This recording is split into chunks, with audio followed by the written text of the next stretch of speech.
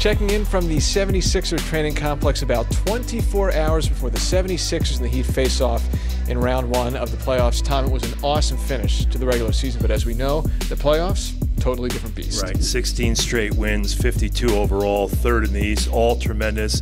And yet being around here for the last 2 days, you can see there's a real serious, directed attitude toward the first round opponent in Miami. And gratefully for the Sixers, they've got a coach who's been through this playoff thing before. I just try to slow them down. I don't want them getting too sped up in their mind. And there is a heavy dose of finding an enjoyment to this opportunity. We want more. And the group feels like it possibly is in us to get more. So we know there's no Joel Embiid for game one, but Tom, as we saw down the stretch of the season, this is a really intriguing and capable roster. Well, you've got veterans and you've got young players, and of course there's a lot of guys that are going through the playoffs for the very first time.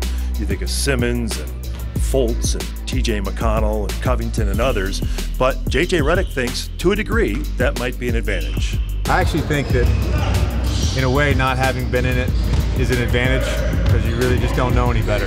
And again, like with Ben, who sits behind the glass wall, I know I keep saying that, but I think it's an advantage for him.